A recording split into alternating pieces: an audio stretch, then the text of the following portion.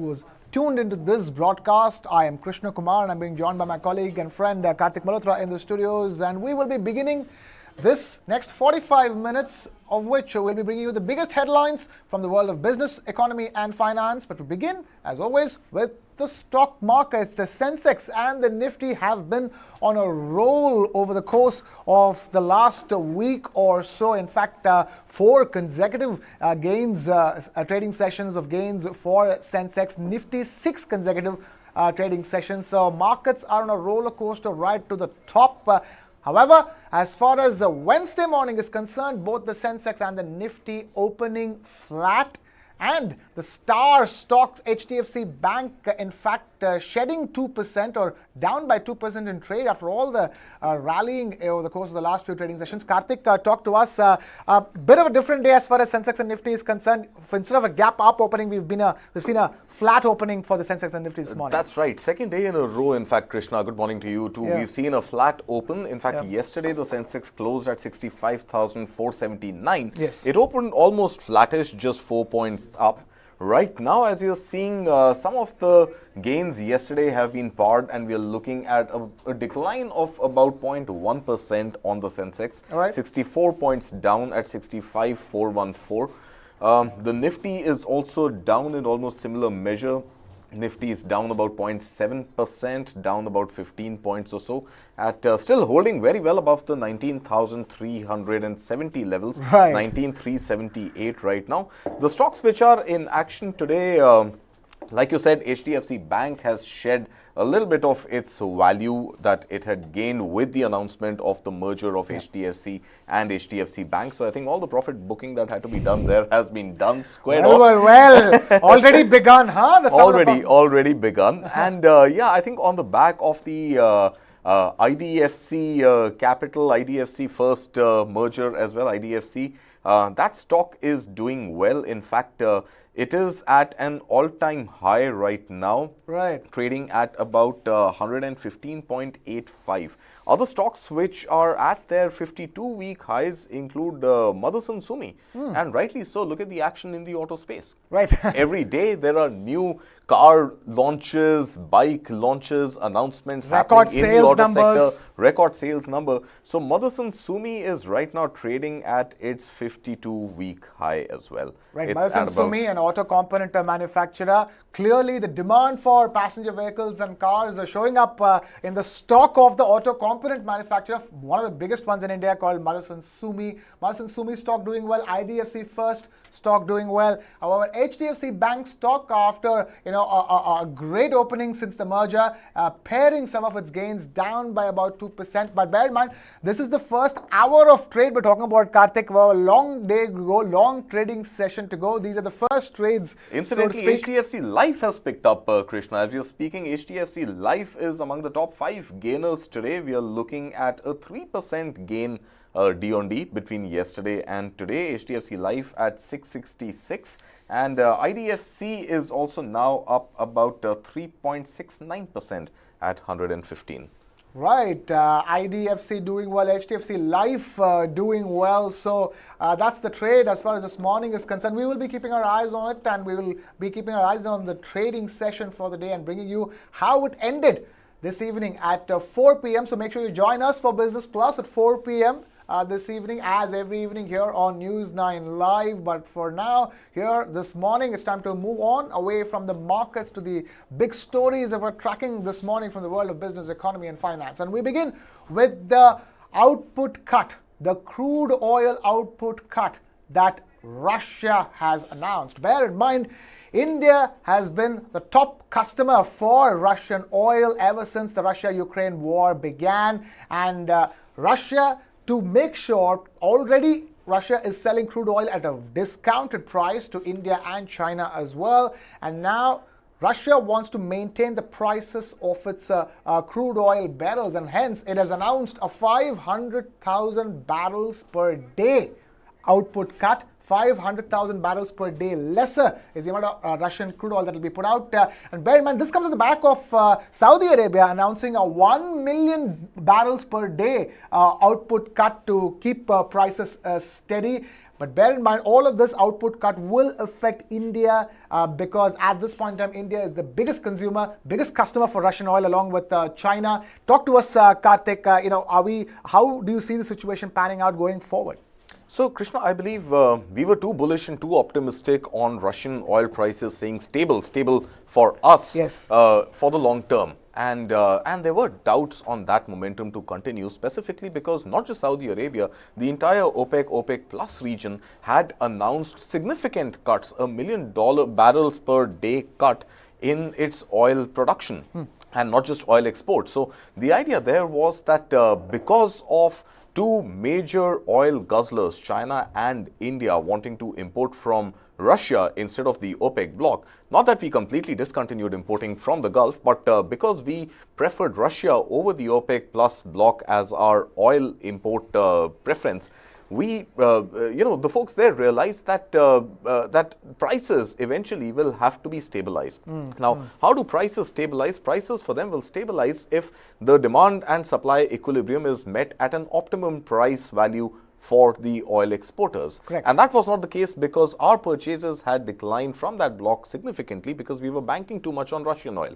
Now, this, of course, did great for India. Let me give you some numbers. For example, Indian refineries have been able to save as much as $7 billion in the last 14 months, ever since the Russia-Ukraine war broke out, and we began to circumvent the sanctions on Russia and find our ways and means to import using the sea routes our oil, not just for domestic consumption but even for export back into US.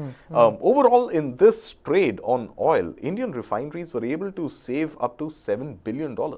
Now, this, of course, this saving would have contributed to profitability, would have contributed to operational growth and overall, functional improvements in those refineries. Now, Russia has realized that it will have to follow suit because globally, oil prices will have to meet some sort of a semblance of balance. And that has resulted in Russia now announcing a 500 million barrels per day cut. 500,000 barrels per day cut. And this obviously is not good news for India. Now, what is also happening parallelly is that India has finally begun to settle trade with Russia, specifically for Russian oil, in yuan.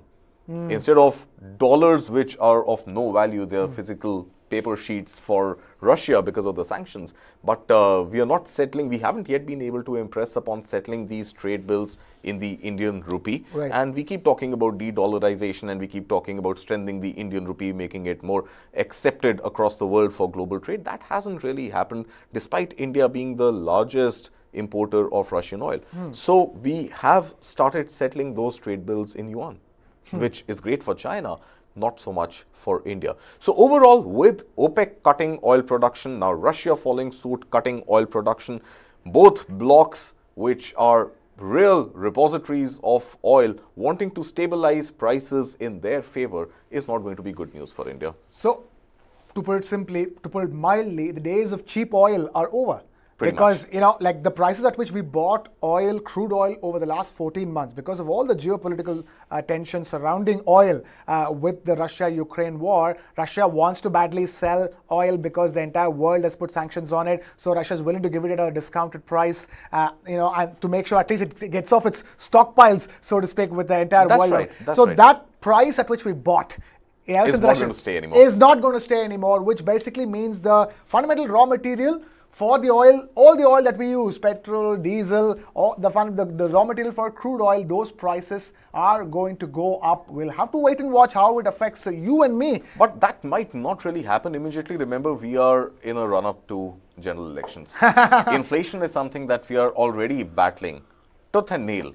RBI has been trying to hammer it down to 4%. It hasn't yet receded to those levels. So there might not be an immediate direct impact on domestic fuel prices in India, but it's going to shift the equation when we talk about our balance of payments, when we talk about our import, export and the current account deficit. All of those macro numbers are likely to get impacted also because the oil that we import from Russia, which gets refined here in India, especially in the Reliance refineries, RIL refineries in Gujarat, get exported to European markets, for which we get euros or USD back. So overall, this entire balance of payment, forex, current account deficit, import-export deficit, all of that is going to come into play if oil prices stabilize for the oil producers but become unstable for the oil importers like us. Right. So it will have an impact on some of the crucial key macroeconomic indicators like balance of payments and etc. etc. You and I might not have to pay more for our fuel bills immediately. That's the message coming in. So when you read this story about Russia cutting its crude oil output, or what it will understand the fact that it might not impact you, the consumer, directly, immediately, but it will have its consequences, and it will have its reverberations on the macroeconomic picture of India. And we'll have to wait and watch how this eventually impacts us as a consumer. But time now here to also focus on some of the other stories that we're tracking for the day. Let me quickly get you a check off something that we've been tracking all through the last few weeks. A story that has been hitting your social media feeds, your newspapers, your television channels, and we continue to track here and help you understand what are the latest developments all about. We're talking about Byju's, the edtech giant, the embattled edtech giant, from where the bad news just doesn't stop coming. And in the latest, what we understand is that over $400 million worth of shares were sold by Byju's founder, Baiju Ravindran, since the year 2015. However, Baiju Ravindran has gone on record to say that all the money that was received with the sale of these shares was reinvested back into the business. But the fact that, and bear in mind, it is not just Baiju Ravindran, shares were also sold by the other two proprietors or the co-founders or the board members of Byju's, which is Baiju Ravindran's wife, Divya Gokulnath, and Baiju Ravindran's brother, Riju Ravindran. All three of them sold hundreds of thousands of shares worth millions and millions of dollars, and they say that all of those millions and millions of dollars was actually reinvested back into Byju's. Karthik, talk to us. If they were reinvested back into Byju's, how is Byju's where it is now, and why didn't Byju's put money into the Provident Fund accounts of its employees? Totally. And how hard would it be now to believe anything that comes out in an official statement from Byju's, given the fact its books have not been audited for the last 2.5 years? How do you believe anything that comes out from there? And why would one be forced to believe that this was not a case of profiteering? This was not a case of exiting the stake that you had, a part of the stake that you owned, just to pocket money. So I would look at anything that comes officially from Byju's with a lot of suspicion until its books get audited. Remember, Deloitte had resigned as Byju's auditors about 10 days, 15 days ago. BDO has come now, and I think the whole process of reopening those books of accounts, the financial statements, and looking at the reporting that should have been done and has not been done will throw more light on whether this $408 million was reinvested into Byju's at all or not. But if it had been, and the company statement says that the promoters of Byju's have reinvested the entire amount raised from secondary sales into the business for purpose of scaling it over the years. Now, scale is something that Byju's has achieved, and let's face it, it has grown as a company from 2015, ever since it got formed and started operations, till as late as 2021, mid-2022, until it was still acquiring Akash, it was still adding customers, it was still expanding White Hat Junior, it was still expanding online and offline courses. But the fact of the matter is that it still has a $1.2 billion loan on its books. If this money was reinvested, it pretty much suggests that the money was not particularly put to good use, because whatever it would have been invested in right now is in the grip of a lot of controversy. It's in the grip of bad loan. It is in the grip of brand ambassador Shah Rukh Khan ditching the company and about brand walking ambassador, away. I have a question. Talking about $400 million, how much did they pay for Lionel Messi? I don't know. I'm really curious numbers, but it has to be a good chunk of those $400 million. Yeah. So, yeah, so that is where we are. And I think there's a long way to go before Byju's is able to win the trust, win the confidence of not just its customers and the students and parents that subscribe to the courses Byju's offers, but also the market as a whole, the investor confidence, the partners, the board members, the auditors. I think it's a long laundry list of people and institutions that still have to wait a long time before they are able to pin their hopes on any sort of recovery or growth for Byju's. Right, Amit, talk to us. You've been tracking Byju's as well. One is that we still don't know for sure if Shah Rukh Khan is signing off from Byju's, but that is another news that's doing the rounds. But bear in mind, there's no confirmation on whether Shah Rukh Khan is discontinuing his association with Byju's. But the latest in the form, the question here is that you have an auditor who has left. So there is clearly so many questions on the financial, how money was raised and used in Byju's. At a time when it's looking for a $1 billion loan, news of a $400 million plus share sale, which was never officially announced by either the promoters or by the company, it can only increase suspicion on Byju's, albeit them making it clear that now we took this money and we reinvested back into the business, although there's no clarity on where it went into the business. I mean, if most of it went into Lionel Messi, then again the questions will be raised all over again. About Messi, it has to be more north of 4 crores per annum, which they paid Shah Rukh Khan back in 2017. Wow. So I believe that. Two, I believe these are bandaging tactics, basically.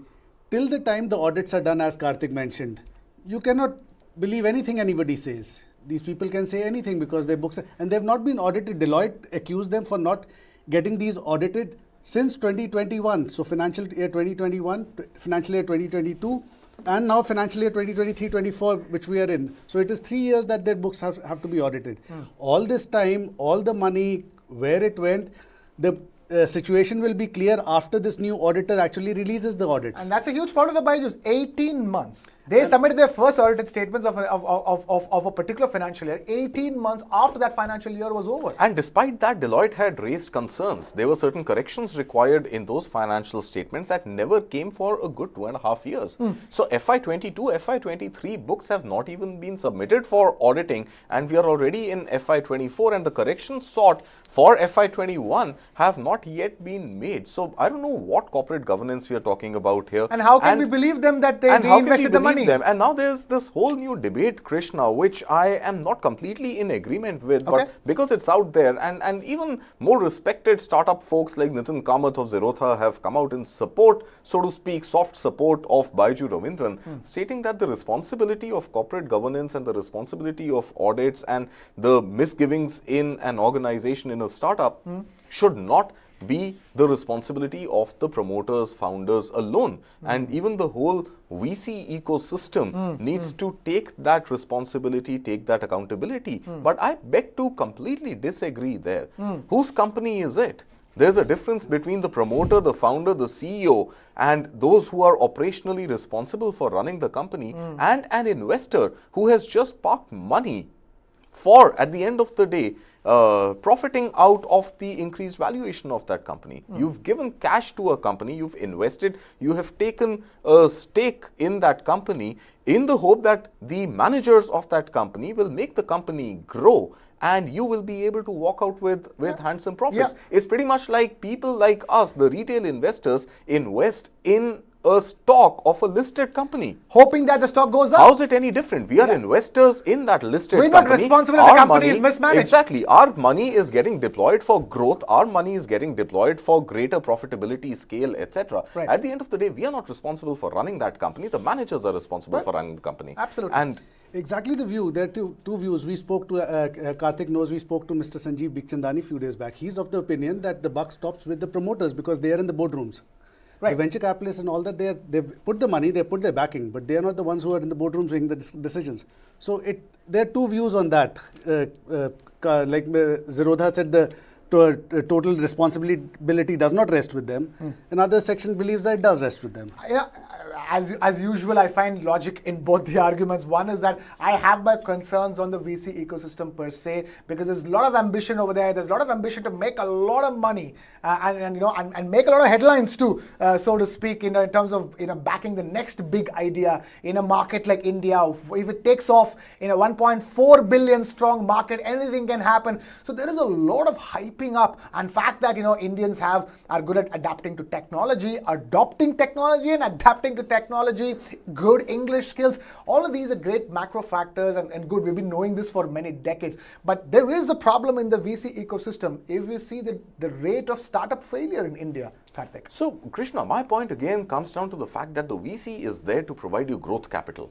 It is there to invest big sums of money in your idea, in your business, in your innovation, in your technology, for that to scale holistically. Right. And then at the end of the day, the VC is able to walk away with a handsome share of profits or valuation, as the case may be. I think it is not different from any other bank which lends you money for you to grow and the bank to get a return on their investment or the risk that they have taken on you. Now, does this fact that VCs invest large sums of money as growth capital make them responsible for corporate governance? No. Unless they occupy those board seats and unless they are put in the driver's seat, I don't Absolutely. think they should be held accountable at all. Fair enough. For Byju's failure, you can't hold the venture capitalists accountable, but the overall problems within the startup ecosystem in India, which is sort of exacerbated with instances like Byju's coming out, you're seeing a lot of bad money chase a few bad ideas, and then this question's raised on startup culture. Are we doing the right thing? At the end of the day, if we don't make a profit, there is no business. But then there are businesses which won't make profit immediately. We're going to be talking soon in the show about Kia, which finally made profits after 4 years of existing in India. So when you come talk about investing, you're going to invest in an idea where you're not looking at immediate profits. So, Krishna, I believe, any decision could be stated right or wrong in hindsight. When you're investing money or when you're starting out a venture and you started out with an idea and that idea requires funds to flourish into something more tangible, it's very difficult at that point for anybody to understand how great a scale can that idea achieve. And it's only when it achieves that scale you realize, hey, it was a great decision. And only when that scale diminishes you realize, oh, maybe it wasn't a great decision. To, let's say, the defense of Byju's, I don't think it was a bad idea. I think the market proved that the idea was good. The idea was timely. The idea was required given how, the 2016 onwards run that Byju's had up until 2020. Right. It was ready to grow at scale and take advantage of the schooling from home pandemic scenario that the whole world was right in the midst of. So the idea was great, no doubt. And I think if you ask Byju Ravindran if he would want to do this again, I think a definite answer that would come from him would be, yes, I would do it again. Yes. So we've also got to be cognizant of the fact that days of easy money are over.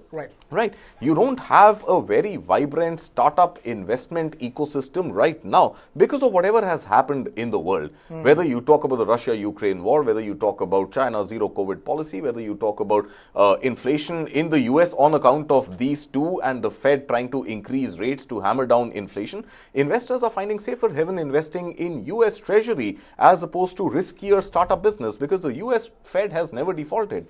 And the chances, high probability of defaults in startups and Indian startups is high. Like you mentioned, 9 out of 10 startups fail. But it's not a bad idea. It's bad governance. Right. I think at the end of the day, the technology was great, the stack was good, the curriculum offered was good, everything was fine. But you ran into a mis-selling, which was by way of ridiculing students who would otherwise have been average plus performers, but calling them names and saying that, they're not going to make it in life unless you buy another 3 courses from me. Hard selling them laptops and tablets, which were priced more expensive than what the market was offering. And overall spending great loads of money on advertising, brand ambassadors, to a point that you had a $1.2 billion loan book. Your books were not audited, you had to let go of 3,500 employees, and you find yourself in the mess that you are in. So it was a great idea, but again, horrible governance. And that is what needs some sort of penalizing on account of the founders. Absolutely. It's, even as you tell the story, Karthik, it's a story of two halves. It began so beautifully. It was so much social virtue in launching a product like this. And even that social virtue still continues. That's the fact of the matter. We might be in a post-pandemic world, but let's face it, it became famous during the pandemic because everybody was sitting at home and they needed education to be done at home. But in a post-pandemic scenario, so many people don't have access to schools. There is that demand that can be met. There is a demand for homeschooling that can be easily met with the ed tech, so to speak. So the opportunity wasn't necessarily the lockdowns and the pandemic. Ed tech has a long-term opportunity in India. And my only concern is that the way it's gone so far, it's been a clear mistake when it comes to the pace at which they want to scale things up. Had they been a little bit more patient, had they, taken all the phenomenal growth that they got during the pandemic with a pinch of salt, knowing that this is not how things are going to remain forever. Lockdowns are not going to remain forever. Pandemic is not going to remain forever. Your numbers are not going to remain this forever. You will have a plateau period in between until the idea fully reaches its fruition. I think that's where it went wrong for Byju's. You're right, Krishna. Absolutely. I think you've hit it on the nail. But again, I just reiterate, any decision, whether it is to do with scale, growth, expanding into other business ventures, territories, is right or wrong only in hindsight. I think at the moment at which those decisions were taken, obviously the intent would have been to make the company only grow higher and faster than where it was. And again, of course, about the opportunity of the COVID pandemic not staying forever and the lockdowns eventually ceasing, I think Byju's had, in a sense, tried to navigate that uncertainty by investing in an offline tuition coaching center called Akash. That if one business goes down, there's another one. Yeah. Or White Hat Junior, that, hey, we are offering regular curriculum, let's just increase and expand our offering into coding as another business which, so I mean, one complete offline Akash, one complete online regular curriculum Byju's itself, and one coding White Hat Junior. I think a decently spread out business venture, if you ask me. Enough mitigation of risk at all three levels, but unfortunately here we are today. Right, unfortunately here we are today. We'll have to wait and watch how things pan out at Byju's going forward, because Byju's audited books are yet to come out, even as we speak about their share sale of over $400 million. But there is an audit that is set to take place, that is in fact beginning as we speak, and that is the audit of Go First's facilities. The Director General for Civil Aviation, DGCA, has begun its audit of Go First, which will be the first procedure, so to speak, before Go First eventually takes to the skies again. First, it will be the audit of Go First facilities in Mumbai, followed by an audit of all its facilities in Delhi. Karthik, talk to us. Are we, is all of these news that we're getting right now sort of pushing us closer to that takeoff date for Go First? Because I honestly can't wait for Go First to take off and for prices, flight ticket prices to rationalize in this country. It looks like finally every day we move about an inch more on the taxiway, hoping to get on the runway soon enough to take off. It really feels like we're sitting in a flight, taxiing, waiting for it to take off. Yeah? So I'm sure all the pilots and the management at Go First are singing, "We shall overcome" every day and moving 1 inch at a time. So it looks good. I mean, the fact that the Committee of Creditors has given an interim approval of over 450 crore rupees to be infused for operations to restart for Go First. The fact that the audit has started on time, as stated, 4th July to 6th July, 3-day audit was meant to be done. It has started. And now what is this audit really looking into, I think, for the sake of our viewers and their... what is an airline audit like? Right. So I think the audit in the case of airlines is specifically on safety and compliance.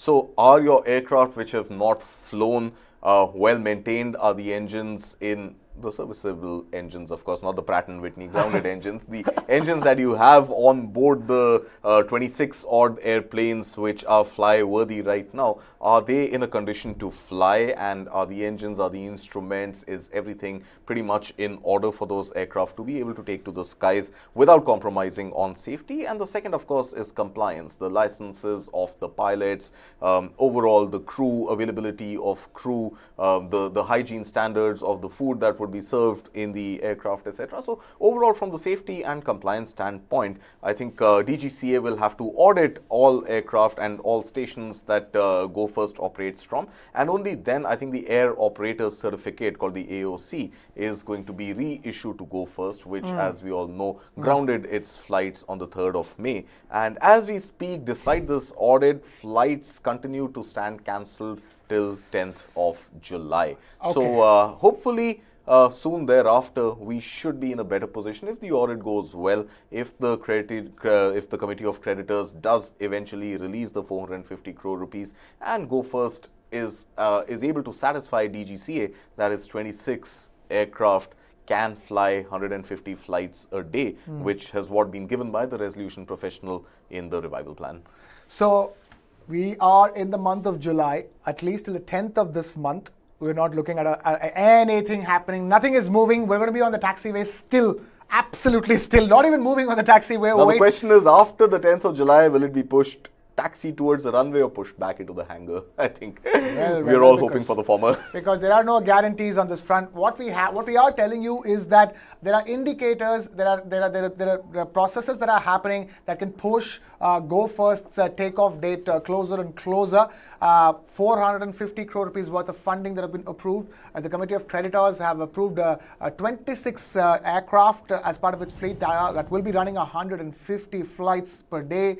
The DGCA, the Directorate General for Civil Aviation, has begun the audit of Go First facilities in Mumbai and Delhi, Mumbai first and then Delhi, which means that all of this, like, sort of, tayariya, all the readiness of Go First, the moment the go-ahead is given, Go First can take to the skies. But, we will tell you when that final go-ahead is given. For now, only the ground is being prepared. But moving on away from aviation to an important story that we're tracking, something that might interest most of our viewers, and that has to do with jobs. Specifically speaking, white-collar jobs. India has witnessed a 5% uptick in white-collar jobs being given at a time when the job market in itself is supposed to be not all that great. Guess who are able to get jobs? The white-collar workers, the knowledge workers, the experts, the high-salary earners. They've witnessed a 5% jump in jobs being offered to them, and all of this has not come from India's favorite job sector, which is the IT sector, because the IT sector incidentally has witnessed a drop of around 4% in white-collar hiring for the month of June as compared to the month of May. And overall hiring for this year in IT sector is down nearly 50% or more than 40%. However, despite that, white-collar jobs are on the rise. Amit, talk to us. This is a dichotomy. And they're likely to pick up further in the non-tech sectors. The IT services sector jobs are down 56% from last year. Right. So 4% per month they're going down, as you mentioned. So this is good news for at least, the non-tech sectors, which are basically not that much in popular discussions, are the ones that are showing the growth signals in the economy when everything is down, at least looks down, because the IT sector is down. Yeah.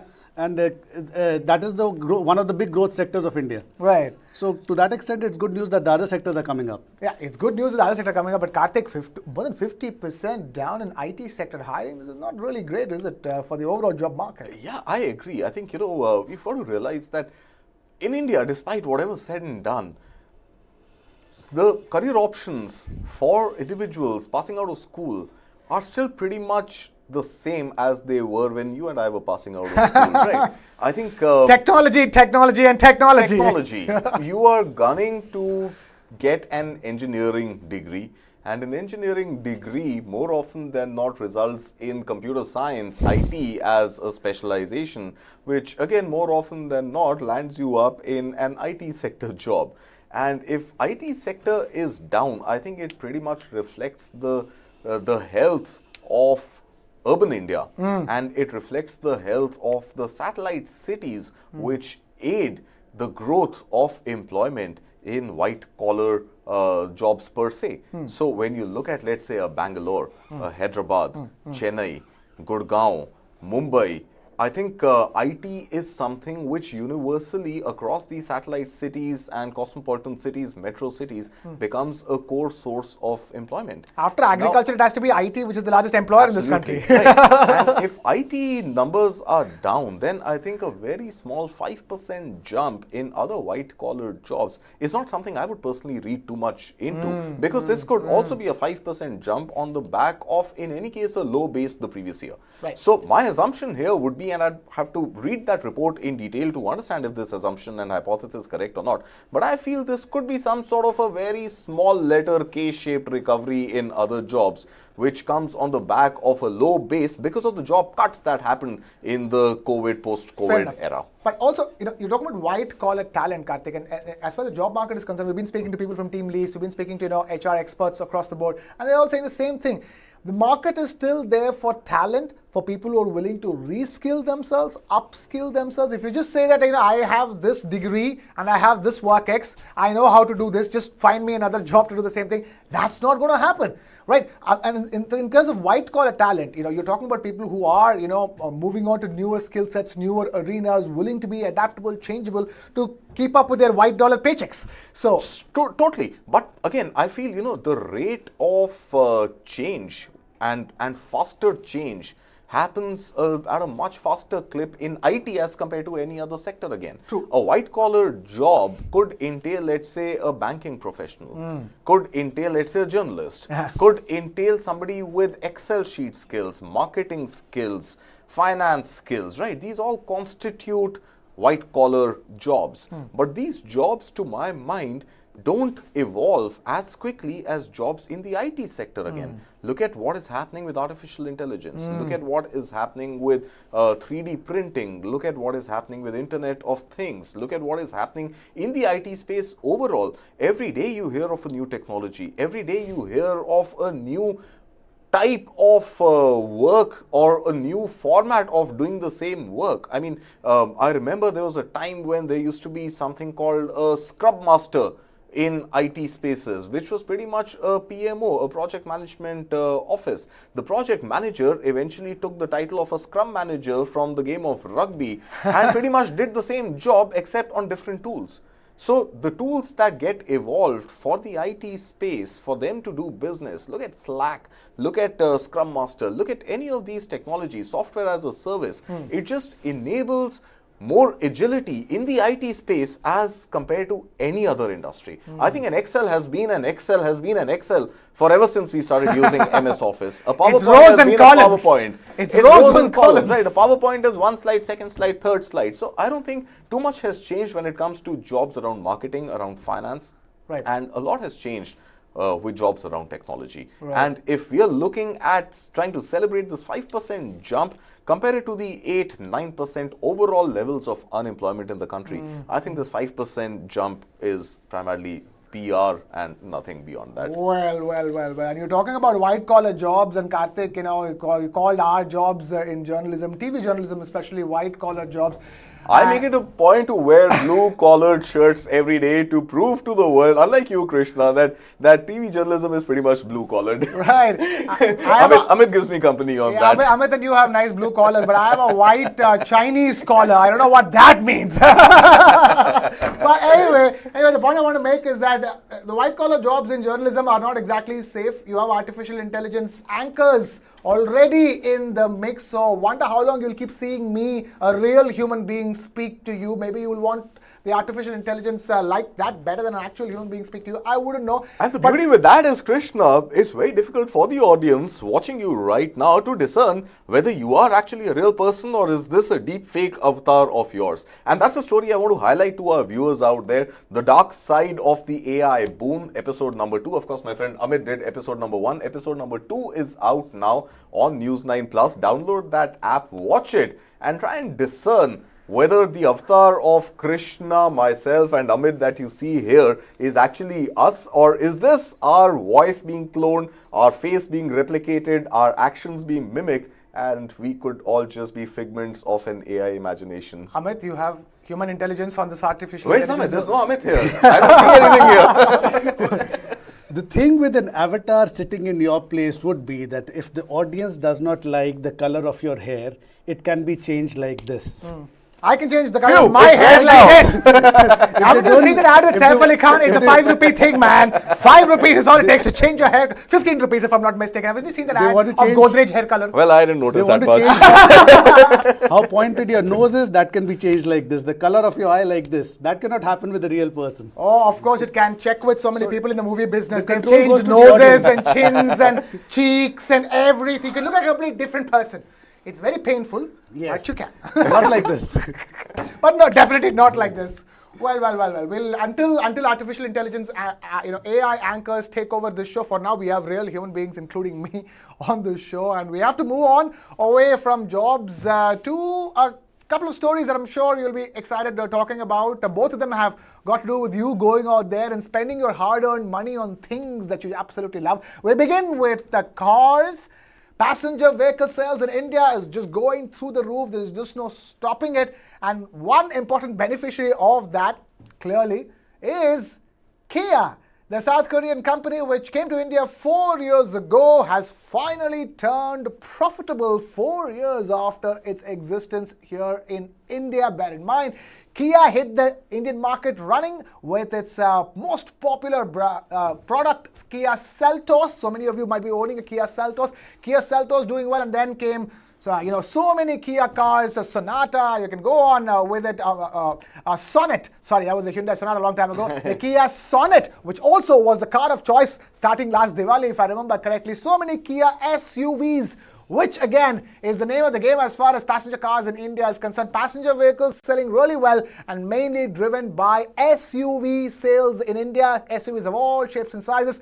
Kia, a new entrant in the Indian market, an entrant who came with an SUV, a proper SUV, and then a small SUV, mid-size SUV, half mid-size, small mid-size, mid-small, small mid, I don't know. So many SUVs already in the market. Kia is lining up 8 more offerings going forward because the confidence, I'm being told 3 more offerings going forward because the confidence it has got from the cars it has in the market right now. Karthik, SUV sales are going through the roof. It's incredible that a brand new player like Kia, I think the pace at which Kia has come to the Indian market and made profits and has gone to the Indian consumer sort of reminds me of the way Hyundai came to the Indian market with its hatchback Santro. Totally. And both are South Korean car makers. Both are South Korean, and I think you've put it completely in context. I think SUV is the name of the game, and it is amply clear out there that it is an SUV. Any variety of SUV, compact SUV, mid-size SUV, large SUV, MPV maybe. So the Kia Carens, for example, becomes an MPV, not really an SUV. So of course, I mean, Kia has rightly hit the hammer right squarely on the head of the nail with not venturing into sedans, not venturing into hatchbacks, and not venturing into vans and the like, of course, minus the Kia Carnival, which of course is focused on the slightly more higher net worth and individuals. no compact car and no small car. No small car, no hatchback, small car. No small car. So Kia Sonet, of course, is the compact SUV. But still an SUV. Yeah, but still an SUV. So I think 4 models on Indian roads right now. Now this announcement on profitability and scaling up into newer segments in the same SUV market came yesterday on account of the new Kia Seltos getting launched, mind you, in no less than 18 trims. And that's been the beauty of a brand like Kia. It has something for you across different price buckets, and you pretty much pick and choose. This is pretty much like how Dell laptops were sold. Mass customization was the name of the game for Dell, and that gave Dell its popularity, that you could choose what screen size, what RAM, what hard disk, what do you need in your, what color, what make. It could pretty much give you everything on the tab, and that's exactly what Kia has done. 18 trims for the new Seltos, and this new Seltos goes opens for booking on. Just for people who don't understand 18 trims means 18 forms of customization that you can do to a Kia Seltos. 18 things you can change about the Kia Seltos for your preference. Yeah, so I mean, these 18 are sacrosanct, they are listed, so you can't really add or subtract from those. You can choose any one of those 18 trims. Right. So every model has got 18 versions. that's going deep in a product line, right? So you could choose how many, what kind of a sunroof you want, or whether you want an integrated music system, or whether you want, I don't even know what all these 18 trims entail, right? So 14 July is when the new Kia Seltos is up there for booking. But I think the important announcement which is coming is that the South Korean giant has pretty much made it clear that it is here to stay in India, not move out of the Indian market, and that comes by way of investing more in the Andhra Pradesh plant that it currently produces on. And that same plant is going to produce 3 new SUV models, out of which one is going to be an ICE internal combustion petrol engine, and the other 2 are going to be EVs. Electric vehicles in the SUV segment by 2025, 3 out of which 2 EVs in the SUV space, 1 petrol engine by Kia by 2025, all 3 to be made in India in the Andhra Pradesh That is incredible. I mean, one thing we haven't mentioned so far, that Kia already has 7% market share in India's SUV market. Which it now wants to grow to 10% over the next 1 year. And it wants to continue growing 8% year on year as compared to the industry growth of 6%. So it wants to get that higher curve of 8% growth, 2% higher than the growth of the auto passenger vehicle industry, which is at 6%. Now, I'm just keeping fingers crossed that even as they grow, sell more and more cars, they keep increasing their service centers in this country as well. Because bear in mind, now, Kia makes some fantastic cars. A lot of people are very attracted with the way they look and the features that they pack. The question always in India, in a market where there's a Maruti and a Hyundai, the question is always how many service centers you have. So it has definitely stated that its total number of showrooms is going to double from 300 to about 600 by 2025. So if those showrooms are doubling, I think the number of service centers would also automatically at least double, if not more. So I doubt there's much to worry about on the service center front. So, okay, if you were to go by Karthik's words, then if you are thinking of a Kia, go for one, because Kia is bullish on India, is only set to expand further and further, both in terms of the models it's offering and in terms of the service it's offering. But moving on here on the show to another thing that you'd be enjoying yourself doing, loving to do with your hard-earned money, and that's going out shopping for your favorite H&M outfits. And we always talk about how well Zara, its direct competitor, does in India. But bear in mind, H&M is bullish on India and in fact is on an expansion spree. Karthik, incredible. First of all, I want to quickly check with you. Are you an H&M fan or a Zara fan? I am actually an online shopping fan. And you can buy H&M online. I usually go to the aggregators. So I do my shopping where I'm fairly brand agnostic myself. Okay. It's got to be the right fit, it's got to be the right color, it's got to be the right material, and it's got to be the right size. All and beyond that, the labels don't matter much. You didn't hear my question, Karthik. The question is, between Zara and H&M, if you are in a mall, which showroom are you most likely to enter to pick up something for yourself? That's my question over here. That's a tough one, Krishna. I think, again, it depends on what I'm out there to shop. If I'm looking for a jacket to wear in the studio to match your excellent, dressing up skills, styling skills, I'll go to a Zara. I'll go to a Zara. Okay. Right. If I want to buy a shirt that fits me well and lasts me long, I'll go to a Marks and Spencer. But if I'm going on a holiday, I'm looking at, let's say, a new pair of shorts or t-shirts, something casual, something that I would not want to hold on to for very long. It's season specific, fast fashion as they call it. I'd obviously go to an H&M. So I'm a very different customer. I think you should be asking my wife this question. She'll be able to answer it better.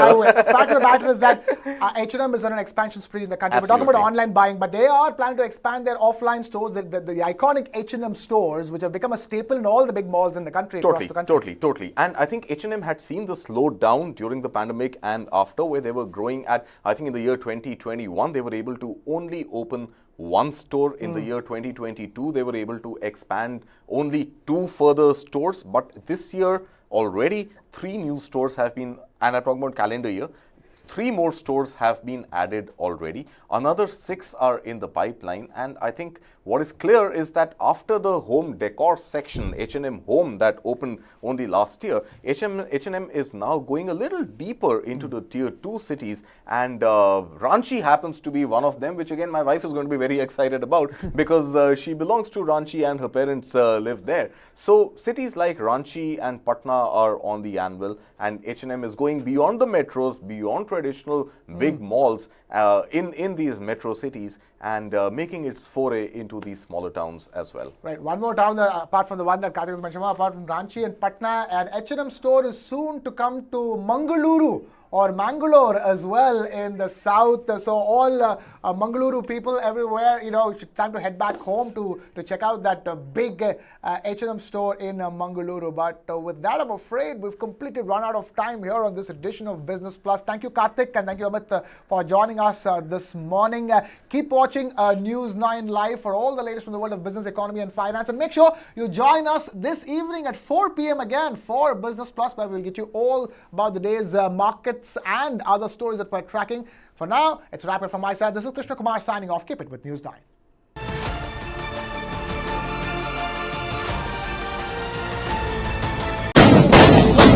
Pakistan is actually genociding Baloch people. So being Baloch is a crime. If you are a Baloch, it means in the eyes of Pakistan, you don't have any right to live.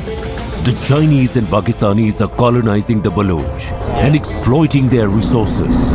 Baloch armed struggle will continue unless China withdraws, Pakistan military withdraws from Balochistan and give Baloch complete authority to decide for themselves. The Baloch feel that if they don't act now, they will become marginalized. What lies ahead for Balochistan? Balochistan, Bangladesh 2.0. This and more. Streaming on India's first OTT video magazine, News 9 Plus. Download now. China won't let us rest easy on our borders, but they will keep flooding our markets. What does Xi Jinping really want? I think he wants the Indian market, no doubt about it. It's really a matter of showing their dominance. India's great Chinese conundrum. Nobody can contain it. Not the United States, not China, not anybody else. Frenemies. This and more. Streaming on the world's first news OTT, News 9 Plus. Download now. With all this gear, you must be wondering if I'm climbing a mountain. Well, let me give you a wider look of this place. This is Asia's largest mountain of shame. A mountain of waste, almost the height of the Qutub Minar. When you enter capital cities of some of the biggest countries in the world, you don't have 3 garbage mountains waiting to welcome you, depending on whichever side of the city you enter from. The thing is that a lot of times we talk about landfills only when there's a fire at the landfill. You need to understand that a landfill is at fire almost throughout the year. It's only when the firefighters are not able to douse the fire is when it actually catches the nation's attention, the city's attention, or media attention. The towering landfills worsen one of Delhi's biggest problems: pollution. यहाँ पर आप रात को आओ, दिन में आओ, आप 1 घंटे बैठ नहीं सकते बाहर। इतनी धूल, प्रदूषण, महक, आप खाना भी नहीं खा सकते बाहर बैठ के। Life around the landfill is a curse. हमारे घर में जो बड़े हैं, उन्हें अस्थमा के वो पेशेंट है। आए दिन उनको नेबुलाइजर लगाना पड़ता है। डॉक्टर ने मुझे ये चीज बोला कि यहाँ का एरिया छोड़ के कहीं और चाहिए। Delhi's garbage mountains are now a fetid symbol of the national capital's trash problem. The question is, who is to be blamed?